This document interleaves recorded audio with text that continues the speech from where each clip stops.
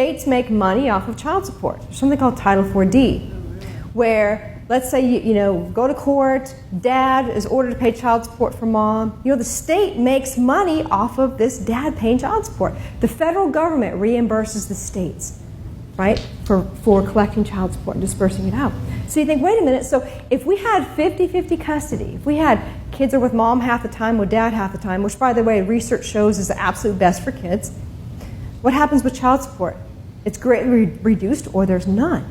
The more child support the state can reel in, the more the federal government pays the states. It's a business, you guys. You think and then, of course, we've got the feminazis out there saying, these deadbeat dads, these poor moms. No, number one, these poor moms fought against a dad trying to get equal custody. All we want to talk about is dads. They're not deadbeat, they're dead broke. Information in a story first exposed about the state ordering a Detroit man to pay child support for a kid that everybody agrees isn't his. As 7 Action News reporter Kim Russell tells us, the court has made him a wanted man until he pays up.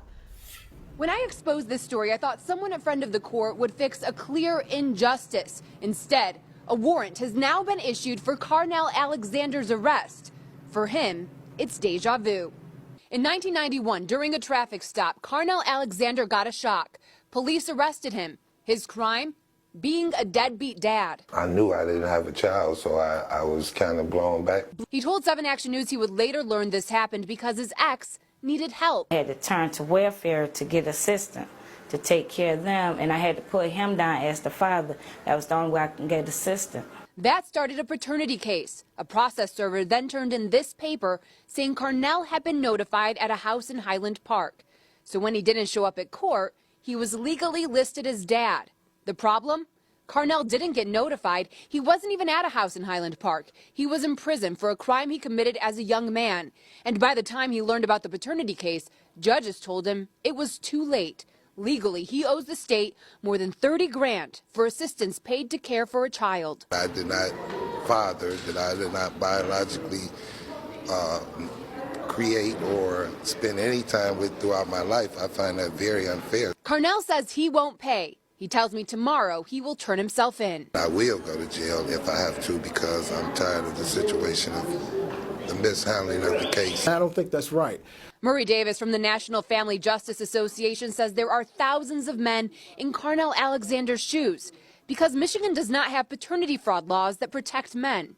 Michigan does not recognize paternity fraud in the sense that a person who has been found not to be the father is relieved of those obligations.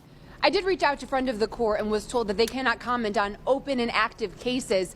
Carnell, in the meantime, plans to go to court and turn himself in tomorrow with his attorney, who hopes to convince a judge to let him go free.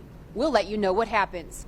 Kim Russell, 7 Action News. All right, Kim, certainly a lot of people watching that. When moms make more, they usually waive the child support. There's usually no child support. And in 50-50 situations where dads make more, they must always pay the child support. It's rare that a woman has a child support order that she actually pays. It's rare. If you look at contempt proceedings for child support, it's full of men, and it's full of men that go to jail. Right? If men can't pay their child support and they're put in jail, it doesn't make any sense. If a dad's behind child support, why are you going to put him in jail? Then he can't work and lose his job. Well, the state makes money every day he's there. Well, a Houston father is facing 180 days in jail for overpaying his child support and over-visiting his 11-year-old son. His attorney and a community activist are now demanding answers. Randy Wallace joins us live with a story you'll see only on Fox. Randy? Don, we all expect to see judges throw the book at fathers who fail to pay child support. But a father who says he's been doing the right thing now has an arrest warrant against him. It's my responsibility to take care of it. You know, I brought him in this world. I have to. Clifford Hall says he's more than happy to pay child support for his 11-year-old son. I'm his father. You know, it's my responsibility to take care of it. But Hall says when the amount of child support was modified, no one told him. And I discovered that for some reason his employer was withholding a large amount some weeks, a small amount some weeks, zero amount some weeks. And I didn't want to go to jail, basically. So Hall quickly paid almost $3 grand in back child support. When Hall and his ex-wife were in Judge Lisa Millard's court last November, he owed nothing. Opposing counsel testified twice Daddy's all paid up. But the attorney representing the child's mother wanted Hall to pay her $3 grand in attorney fees, and Judge Millard agreed.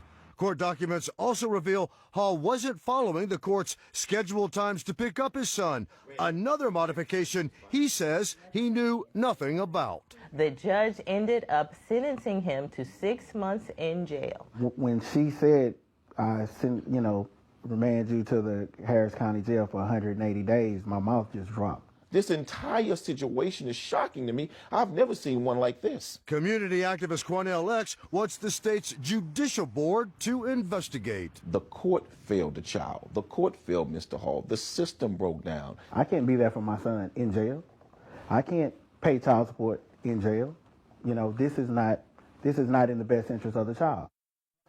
Judge Lisa Millard says Hall walked out of court after he was found in contempt, which she says is a big no-no. Judge Millard also points out Hall's attorney could have filed a motion for reconsideration. She says that would have allowed her to hear both sides again and reevaluate the situation. Hall's attorney is now working on an appeal, and in a few days, Hall plans to turn himself in, and Don will, of course, keep everybody posted on how this plays out. It really is a strange situation. Very, very, very strange. I mean, it kind of shows that sometimes these things can be changed, modified. Maybe one parent doesn't know, but it's very confusing, and you've got to wonder how this man could go to jail for this. All right, Randy Wallace, thank you. You're welcome. We never came in to check on her to see if she was okay. A Local 4 Defenders exclusive, a jail sentence becomes a death sentence when a young mother dies behind bars. Good to have you with us tonight at 11. That mother was sent to jail for falling behind on child support. 37-year-old Jennifer Myers died inside the Macomb County Jail 12 days into her 30-day sentence. Tonight, Defender Kevin Dietz joins us live with the exclusive videos of the jailhouse interviews with inmates who were with Myers in her final days. Kevin? That's right, and here's the video right here. It is from inside the jail, and it has key interviews with witnesses who say they saw Jennifer Myers suffering for several days and was never taken to the hospital. Jenny Myers gets out of a police car in handcuffs and is escorted into the Macomb County Jail. The 37-year-old mother is patted down and ordered to put on a beige inmate outfit. She is not here for murder or assault, not even robbery. She's here for non-payment of child support, a judge saying pay $500 or spend 30 days in jail. This was the scene 12 days later, just after cellmates found the young mother dead in her cell. We got to check her pulse. She went like this. She's ice cold. And we knew right then, she was gone.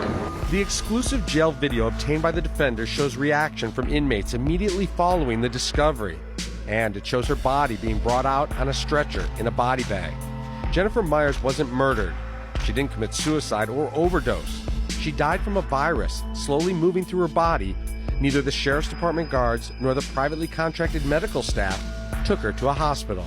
The minute I touched her, she felt like she was in a meat freezer. These two women were in the Macomb County Jail at the same time. We're not showing their faces or using their names. Jenny Myers' death occurred July 7, 2013. These video statements were just released as part of a civil lawsuit filed by attorney Robert Ayeri. And obviously when somebody comes into the jail, the punishment is being there. The punishment isn't to die. He claims in a federal lawsuit that jail guards and medical staff at the Macomb County Jail failed to see what was obvious to other inmates. And it looked like she had just gotten out of the shower. She was sweating so bad. The inmates say they put wet towels on Myers' body, trying to cool her down. They say the illness was not sudden. She was becoming increasingly ill each day of her incarceration. Nobody ever came in to check on her to see if she was okay. She wasn't eating. She wasn't drinking. In her final 3 days of life, Jenny was too sick to get off her cot at mealtime. She was literally laying in bed, cuddled up like this, like not even able to move. So how many hours a day would she be like that? All day. In jail, requests for medical attention are called kites. Inmates say they were ignored. She was kiting all the time, and the nurses would not do nothing about it. She says, you're going to have to give it to midnight staff and morning staff. I can't do nothing about it. If Myers was evaluated, she was not determined sick enough to go to the hospital. The nurses aren't doing crap about it. The officers, don't give her time of day. Local 4 medical expert Dr. Frank McGeorge is an expert in death custody cases. He studied the death certificate and autopsy report. Her official cause of death, acute sepsis. McGeorge says the signs of illness and foul smell should have warranted an in-depth exam by jail medical staff and a trip to the hospital. To leave them in jail with an infection that ultimately leads to their death is just about the same as putting them to death. Witnesses say in addition to sweating profusely and not being able to get out of bed, Jenny Myers had a horrible smell. People were like, you gotta shower, you stink, like we can't take it no more. If she were anywhere in the normal world outside of jail, she would have taken herself to the hospital or to an emergency room. They either did not notice or did not realize how sick she was. In Myers' final hours, she was alone in her cell, too sick to go to mealtime. When her cellmates returned, they found her dead. I was like, we gotta check her pulse, went up and she was cold. She'd been begging for help. They didn't do shit about it. Jenny Myers went to jail because she was behind on her child support payments and could not come up with $500 cash. It turned out to be a death sentence. And tonight, the Macomb County Sheriff says he cannot comment on Jennifer Myers' death because it is an open and active litigation. This is the same jail where David Stojewski died in 2014. In that case, a video showed Stojewski suffering terribly before dying on the floor from prescription medication withdrawal. The feds conducted a lengthy investigation and found no criminal wrongdoing by jail or medical staff in that case. Civil lawsuits are underway in both deaths, and we will continue to follow those and bring you the latest on them. Kevin Dietz, Defenders. And Kevin, I understand the parents of these two families have become somewhat friends and they're working to bring awareness to the concerns in these county jails. Yes, they actually have become friends, and they routinely on Saturdays get together for informational pickets out at the jail. Jennifer Myers' parents said they were watching David Stojewski's case unfold on Local 4, and that's what actually gave them the courage to come forward in this case. Take a listen. You know, when that videotape came out on the news, I mean, you just cry yourself to sleep because you know that is very similar. It's very similar to what happened to Jennifer. She didn't want drugs to kill her. She didn't want to die. That choice was taken away from her to live. Jennifer Myers' parents say that they were told initially that Jennifer died suddenly, and now after hearing the witnesses on this videotape we just showed you, they realize that she died slowly over several days, and they want answers, especially why wasn't she taken to the hospital. You're going to hear their entire story tomorrow at 5 p.m. on Local 4. Okay, Kevin, we'll look forward to your report then. We appreciate it. But the twist is she has no children. Let's roll the clip. We were there this morning as Nakia Jones waited for her day in court. Her concern and frustration clear. The time that I put in, the money to get to court, the days I took off. Her issues started back in July. A traffic ticket for a seatbelt violation turned into much more when she discovered her license was suspended. A violation for not paying child support. Thing is, she doesn't have kids. Please just let me speak to you, because I'm ready to get this taken care of. Her emotions overflowing, pleading her case in court, telling the judge no one in the court system was willing to help. All I've been getting is rude and nasty remarks. The BMV saying it's the court. That is, until the 6 on Your Side investigators started looking into the problem just last week. It took for ABC6 for me to call ABC6 and get them involved, for me to even find out that these cases were even going on.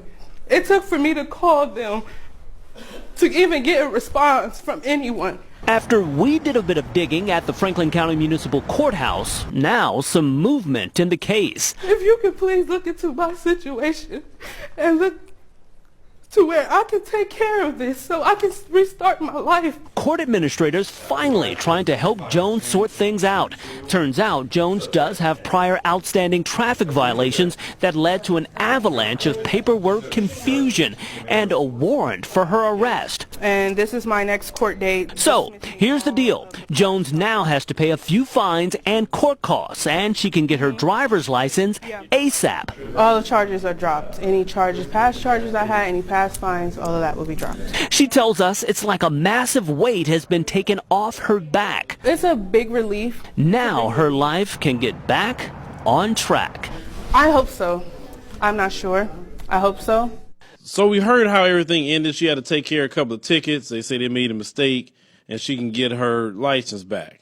Now, the issue for me more than anything, and I want to harp on this with this particular story, is the suspension of a driver's license for failure to pay child support. The system of child support in America, it has nothing to do with the best interest of the children. It doesn't. Because if it actually truly focused on the best interest of the children, they'll consider a whole lot of things instead of just awarding kids automatically most of the time with the mother. Sometimes the father has a better financial situation. He may live in a better environment. He may have his stuff together, but it doesn't matter because the system is so biased against fathers in this country. And any wives that have a husband that's going through that would understand that. If you are a man and you lose a job, you get laid off, you get hurt, something could happen. I mean, that's just life. Now you're not paying your child support. And then one of the penalties they have is for you to lose your license.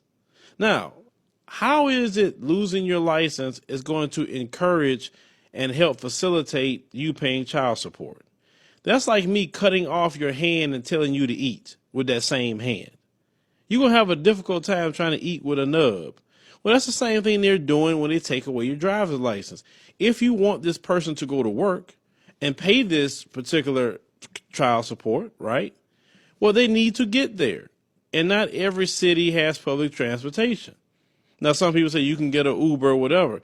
Uber can even get expensive if you don't have a lot of money to be using Uber every day, taking you to and from.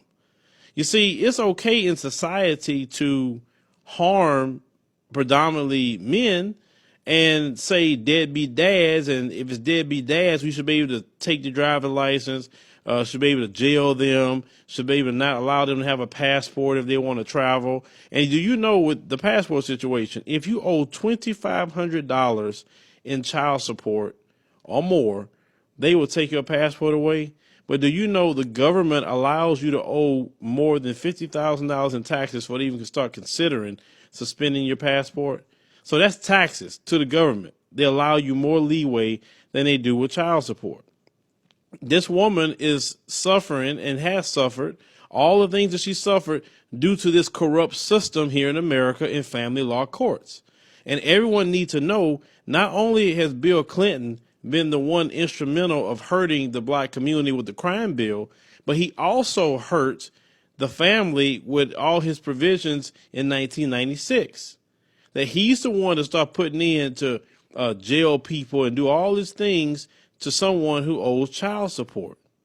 My thing is, children need a mother and a father. They need both.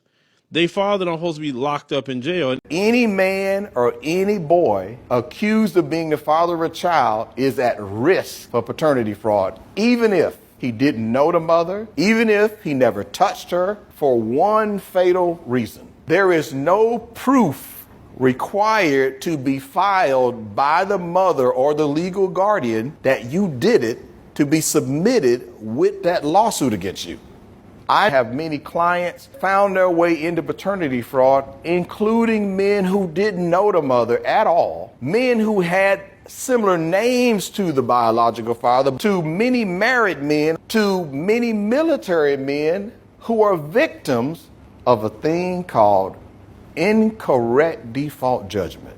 30% of the males who get DNA tested annually, according to the American Association of Blood Banks, which is the accrediting body for the DNA labs, this is over 44 DNA labs throughout the United States, they are testing close to 500,000 men per year, and over 30% of them have been confirmed that he didn't do it. 0.0% paternity. But sadly, because this primarily affects men and boys, there's been attempts to try to discredit me. The problem is not the men who got tested. The problem is laws that subscribe to the Me Too movement. They say, believe all women. Cornell Smith says, believe all evidence. The ex-girlfriend says, I've been having a conversation with my girlfriends and you don't pay me enough child support. What? I'm paying for a college fund for your child. I'm paying you support directly. I'm maintaining additional expenses. I'm helping for all of the extracurricular activities. What do you mean I'm not paying you enough money? Well, coincidentally, she just bought herself a new house and a new car. Oh, now I get it. You need more money. And somehow I'm supposed to make up the shortfall for your spending habit. I said, if you think you can get more, take me to court. And sure enough, and a few months later, I get a sheriff at my door on Christmas. My wife was a few weeks away from delivering our first child. And that scene was so disturbing that it caused my wife to have a panic attack and forced her into early labor. I got served with a child support lawsuit with a demand that was going to increase my support payment an extra $2,000 a month. I had been framed for a pregnancy that I didn't commit. I had legally admissible evidence to prove that I didn't do it. And my attorney told me we had less than a 10% chance of winning with 2 DNA tests proving that I didn't do it. We subpoenaed the mother and her family members, and only then did we find out she actually got pregnant 6 weeks after I broke up with her. That is not the story that she told. How do you have less than a 20% chance of winning when you can prove you didn't do it? You can prove the other party knowingly and willingly concealed material facts from you. This led to a journey of battling through the courts over a 5-year period, child support lawsuit, 2 bench trials, appeal to the Court of Appeals in the state, appeal to the state Supreme Court, and then an appeal to the United States Supreme Court because a fraud had been perpetrated on me, on my family, and on the child. Title 4D was initially means-based. So basically, women had to show a need, right? I've got food stamps, this is what I need. But then in the 80s, it's like people figured out, wait a minute, they're giving reimbursements if we collect this. Let's just make everybody do it, right? There's women who are professionals who don't need child support, yet their ex-husbands who make less than them are still ordered to pay them, and they make far more, not because they need it. I'm thinking the state makes money off of that, right? So that logic really doesn't work, and they can't show us numbers to justify that. They've said that, by the way. It's a very feminist point of view. The fact is that most men who can pay do pay. But we have a lot of men out there, you guys, that make $10 an hour. They're ordered to pay $400 a month in child support. You can't be living in your car. By the way, they don't care. They'll let you live in your car. Case workers and social workers are often guilty of fraud. They withhold and destroy evidence, and they seek wrongly to terminate parental rights while being protected by state immunity. There is a huge bureaucracy made up of judges, court-appointed attorneys, guardian ad litems, social workers, state employees, court investigators, therapists, psychologists, psychiatrists, foster parents, adoptive parents, and on, who are looking to the children in state care for their job security.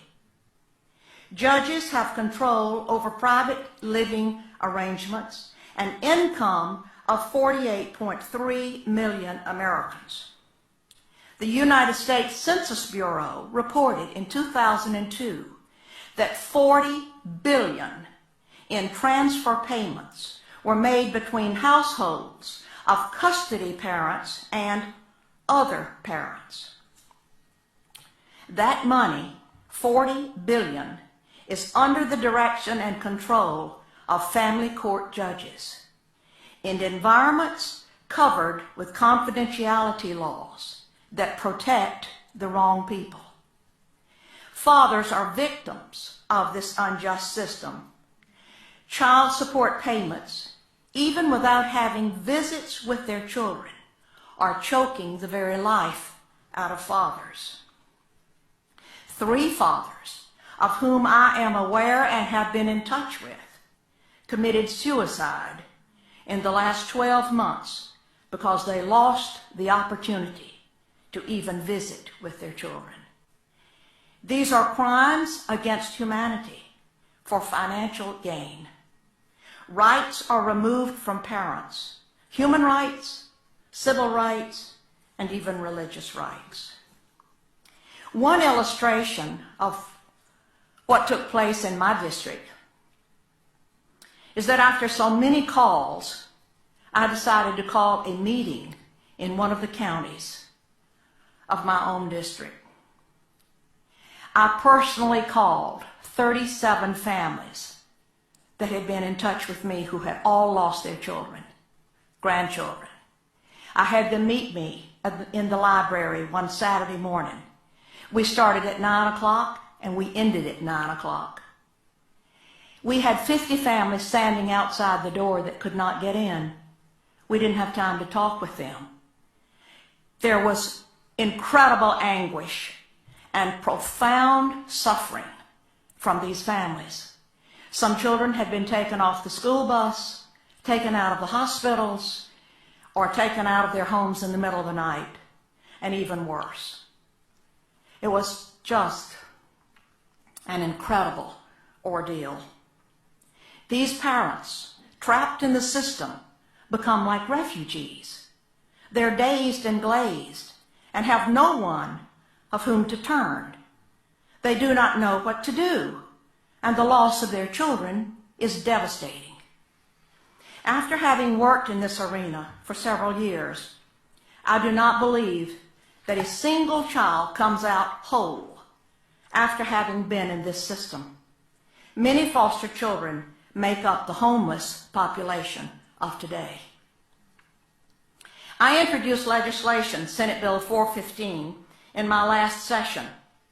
A substitute bill was written at the last minute by the chairman of the Judicial Committee. All the strong points of my bill had been compromised. I was told, accept it, Senator. At least you will get some legislation passed. And I answered with, obviously, you do not know me. I did not come to the Capitol to get legislation passed. I came to make a difference.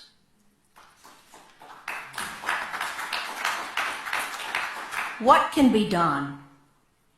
An independent audit should be called on every state of all Child Protective Services departments. I am in touch with congressmen and state officials, and the door may be possibly opening very slowly. A federal congressional hearing is needed. But let me add, due to the hundreds upon hundreds of cases that I've been called to consider, I placed calls to state senators, representatives in their respective states across the country, asking them to help me with certain families. And I was told, if I help that family, or if I help you, I will lose my job. Remove, abolish the federal and state financial incentives, and those are taxpayer dollars. Those dollars have turned CPS into a business that takes children and separates families for money. Open family court. Remove the confidentiality laws. Give parents their rights verbally and in writing. I even feel that to terminate the rights of parents, the case should be heard before a jury. Family rights and parents' rights must be protected. We do not need more influence like the UN's Convention on the Rights of the Child. It's anti-parent, anti-child, and anti-common sense for the family. There has to be perseverance for any great reform, and great reform is needed in this area. As Charles Spurgeon put it, how do you tame a lion that is well fed? First, he must be brought down. Second, his stomach must be lowered. How do you tame Child Protective Services? It may be only by closing it completely and starting over at the beginning with pro-family values. In closing, let me remind you that there is case law from state appellate and federal district courts and up to the United States Supreme Court, all of which affirm the constitutionality of the rights of parents to actually be parents to their children. There's biblical law too. It goes like this: speak up for those who can't speak for themselves, and for the rights of all who are destitute. Speak up and judge fairly. Defend the rights of the poor and the needy. Thank you.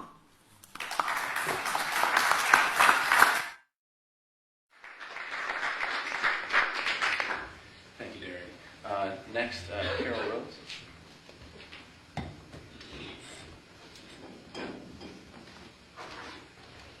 I'm going to be very brief and save my time perhaps for question and answer later. But my name is Carol Rhodes, and I'm I am a former enforcement officer for the Friend of the Court system. When I graduated from Western, I had several professors there that said, you know, something just doesn't seem right about the Friend of the Court system. Perhaps they had had some experience with it, I don't know.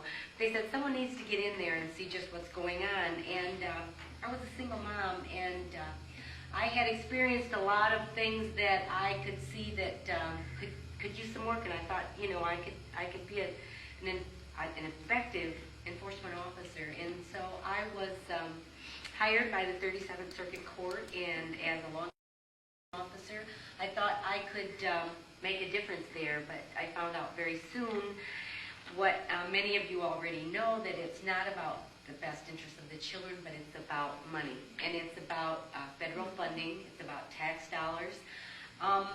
The money that's paid to the children or collected for the children as child support monies are matched by the federal government, and then there are incentives for different types of enforcement activities, and there are matching funds at state and local levels as well. And so the judges, each time that they grant or approve, or the Friend of the Court up someone's child support collection, they're actually padding their own pockets, because that comes back to them. It indirectly will come back. And I saw so many things that, as you and I probably already know, were blatant violations of the law, of our constitutional rights as parents, and yet there is no system of checks and balances to keep this from happening, and so it continues to happen. And the judges are well padded by the Friend of the Court enforcement officers and officials and workers, and they are there to promote the orders of the court and to collect. And we were told that there's no money in custody issues, so downplay that. So those issues were lost under the stack of hearings that we needed to set each week. We were rated as enforcement officers by how many people. When we went to court, we were in the capacity of the prosecutors, the prosecuting department, And we were rated by how many people we sent to jail that week, how many non-custodial parents we took out warrants on for their impending arrest, bench warrants, and on how much money we collected for child support, or how much our caseload would increase in collections as we when in our day-to-day operations.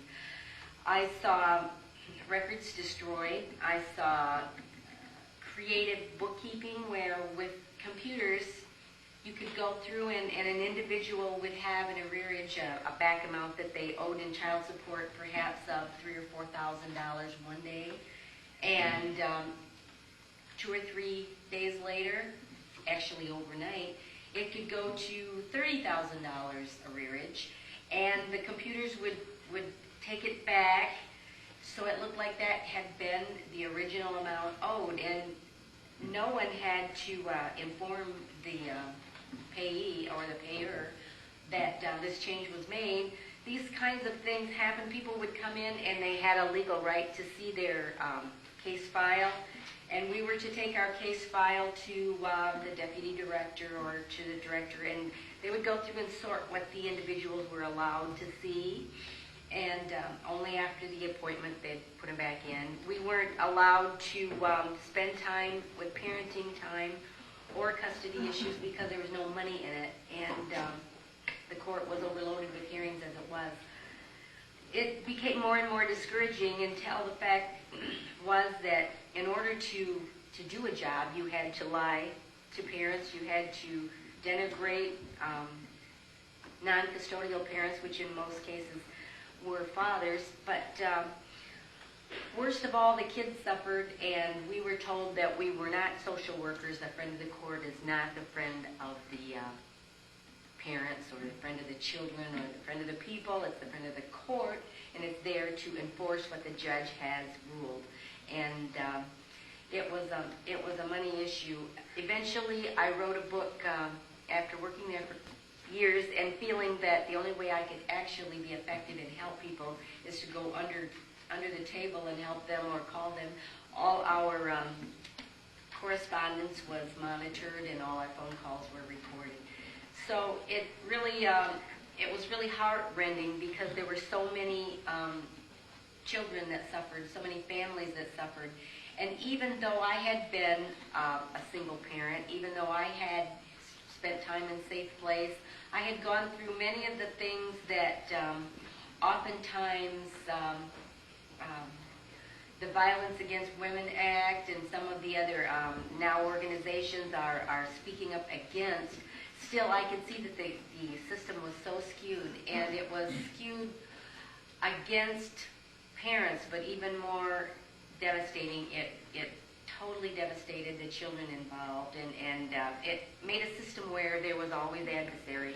There was always a winner and a loser, and actually the children were always losers as well. When the parents are constantly in litigation fighting, it can't help but affect the children. So I wrote the book, and of course I was blackballed in the department, and the book, Friend of the Court, Enemy of the Family, is mostly some case histories that had happened, just typical case histories. They are by far not the worst things that have happened, and since I wrote the book, I have known many, many more criminal and heart-rending actions that have been unfairly adjudicated by the court system, and yet the judge has no one to call him in and correct him if he does something that is in violation of the law. And the friend of the court being as well just an agent of the judge has nothing to gain by going against the system. And so again, it's encouraged that collections is the most important thing. I'm here mostly just to say that what these guys are saying is true. There aren't a lot of people that are willing to commit suicide in their career, which is pretty much what you'd have to do to be an enforcement officer and to really stand up for the kids and the parents and what is fair and for the law.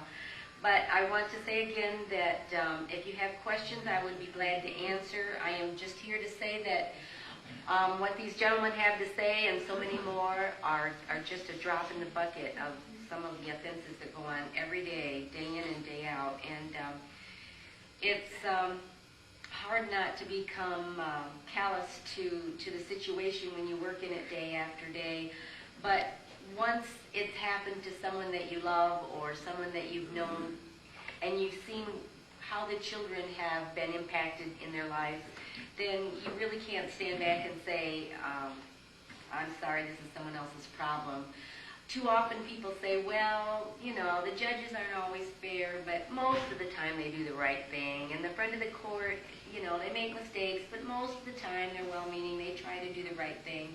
That's not really so. I think a lot of our citizens really don't want to hear and really don't want to see what's going on behind the scenes. They don't want to know where that tax money is going. They would rather just let someone else take care of that, because it's too heart-rending to know that these things are going on. You have to do something about it, and we're all so busy that we don't want to make waves and be the one that tries to fight City Hall alone. But we all need each other, and we all need to stand up for the children and the parents that have been brutalized and stripped of their civil rights. And so I just want to say, if you have questions later on, I will be glad to address this. But please listen to what the other gentlemen have to say, because it's right on. I want to make it very clear. I have given every opportunity for the family courts and their wicked, evil way of doing things, and I've given them a chance to come clear. This includes the judges, the clerks, which do not have immunity. I want to make it very clear, these people do not have immunity.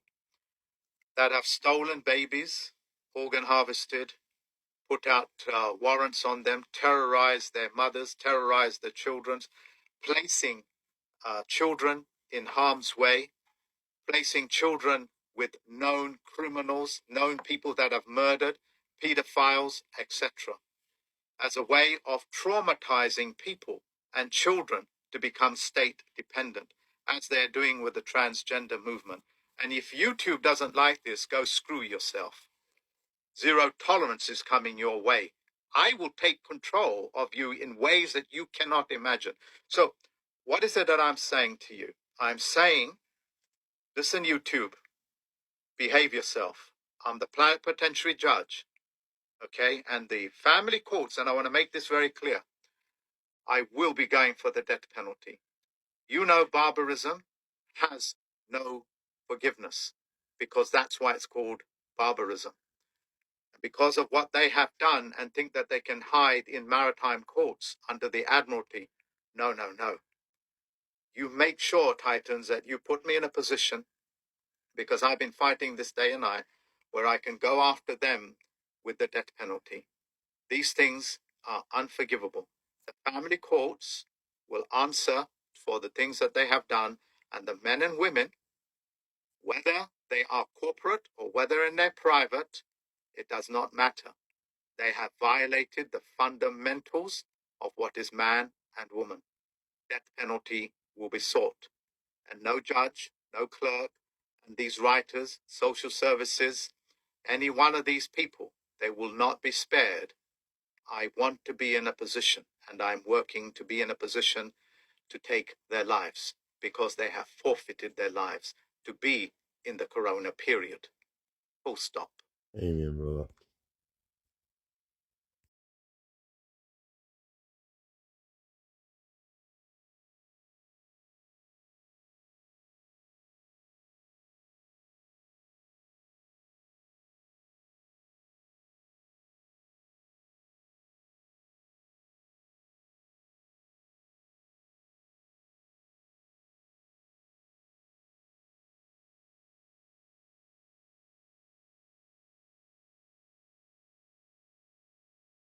So thank you for having me. You have 3 minutes, and please proceed, and we're glad you're here. Thank you.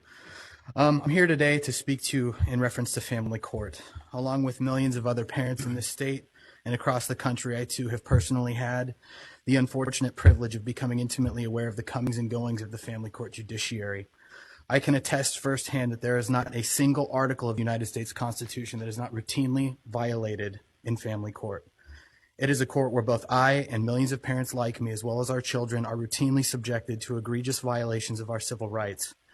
I had my 11-month-old baby boy kidnapped and abducted from me by unjustifiable and unconstitutional state intervention, despite the fact that I had never committed or been convicted of any crime or abuse.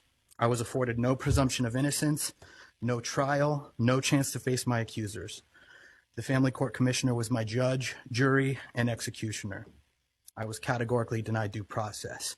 So why are family courts throughout this state and this country separating children from perfectly loving, fit, and capable fathers without due process? What's driving all of it? Our government has financially incentivized the kidnapping and trafficking of children for profit through Title 4D of the Social Security Act, otherwise known as child support. Shocked and stupefied are not strong enough terms to describe my state of mind when I found out that the entire judiciary in California, including this council, are under contract with the executive branch agencies to help assist with enforcing Title 4D in exchange for federal incentive funds.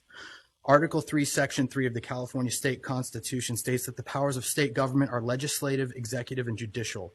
Persons charged with the exercise of one power may not exercise either of the others. According to the California Code of Judicial Ethics, a judge needs to uphold the integrity and independence of the judiciary. In what way, shape, or form could any of you sit here with a straight face and maintain that the judiciary is independent or impartial when you've crawled into bed with the executive branch in exchange for money? This is nothing short of state-sponsored abduction and trafficking of our children for profit. Worst of all, this corruption is committed under the guise that it's all done in the best interest of our children. Well, I got a news flash for everyone in this room today. 90% of all homeless and runaway children are from fatherless homes, 32 times the average. 85% of all children who show behavior disorders come from fatherless homes, 20 times the average. 80% of rapists with anger problems come from fatherless homes, 14 times the average. 71% of all high school dropouts come from fatherless homes, 9 times the average. So when the family courts tell us that you're taking our children away from fathers and driving those fathers into poverty through the racketeering and extortion activities of Title 4D, that it's all done in our child's best interest, excuse me when I say I don't know what the hell any of you are talking about. I'd like to leave you guys with a quote. The state must declare the child to be the most precious treasure of the people. As long as the government is perceived as working for the benefit of the children, the people will happily endure almost any curtailment of liberty and almost any deprivation. Adolf Hitler. Thank you.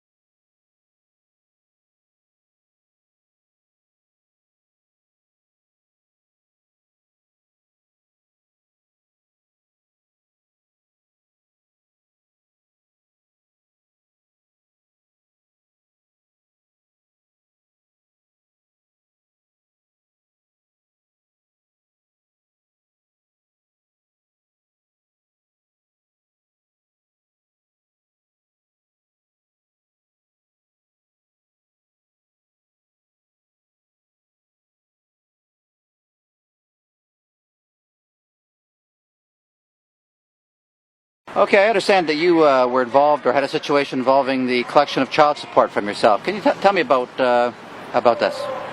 Okay, well, it'd be about 4 or 5 years ago. I was actually working at a decent job. I was working at one of the call centers in our town. I was making about $25,000 a year.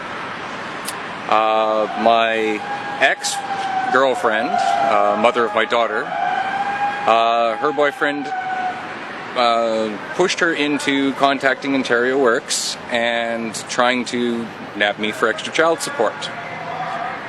I didn't really have a problem with paying the child support as long as it's set to a reasonable level and I still have something to live on. But I got a commission check for 1 month, and the worker that had been assigned from Ontario Works to look over this case took it that commission check would be added every single week, almost doubling my income, and brought me down to the courthouse about 6 times over the course of the next few months, trying to get the child support raised up to a $50,000 a month income or a year income. I've been locked into the courthouse now at that $25,000 a year income, even though by going to court all that time I lost the job, and now I'm making about $300 a month with child support payments of $700 a month. So it's been locked into the courts, and despite my best efforts, I haven't been able to get it changed.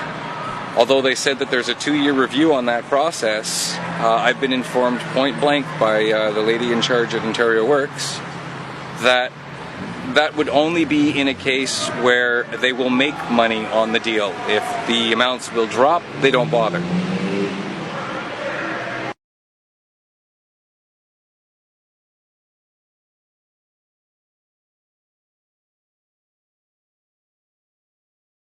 Are you in arrears at the present time? Right now I'm about $10,000 in the hole. Has there been any attempt to take away your driver's license or your passport? Considering I don't have either, it's going to be difficult. Have you ever had any threats or anything like that from any of the government agencies? Well, the worker that I contacted at Ontario Works told me flat out that I'd better make sure I get myself a couple of good jobs because she's locked it into the courts and that's what I have to pay.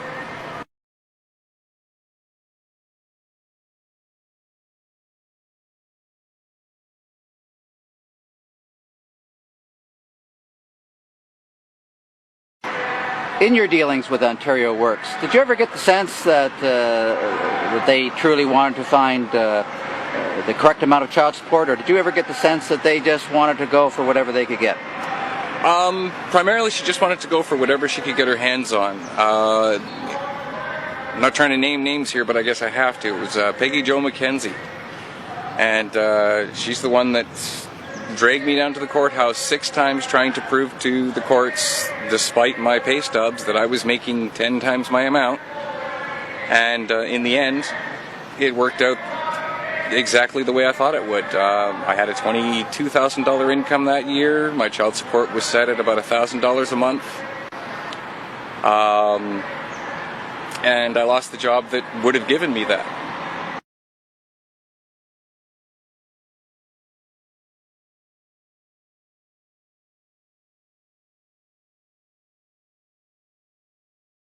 Now I'm on Ontario Works myself, and despite all of my requests for review of that decision, I've been told that it stands unless I make more money. In your opinion, had you not been forced into court by Ontario Works, do you feel that today you would not be Ontario Works yourself and maybe be gainfully employed? Oh, definitely. I had that job for almost 3 years. And they washed me out for failure to show from court dates.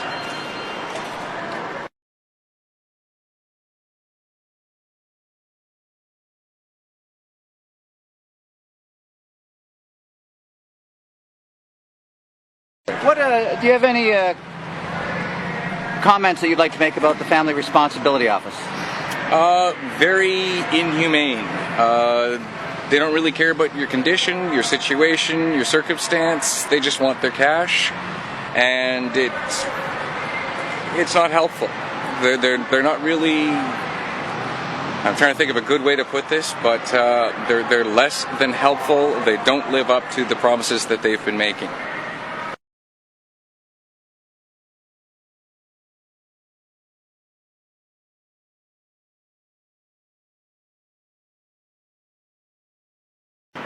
Since the Ontario Works people started to push you to try to get you to pay more child support, to get more money from you, at the end of this process, are they getting more money out of you or less money out of you?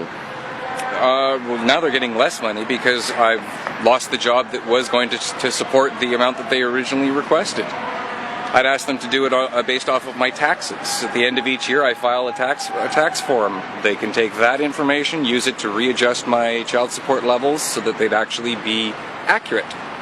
They opted not to do that and instead locked it in at the $25,000 I made in Sutherland. And it's just been sitting in arrears since I lost that job because I just don't have that much money to put out. I get $300 a month from Ontario Works. I owe $700 a month in child support. I can't figure out how those two are ever going to meet. So as it stands right now, about $10,000 to $12,000 in the hole, thanks to that wonderful little arrangement, with no out and guarantee I have to pay it.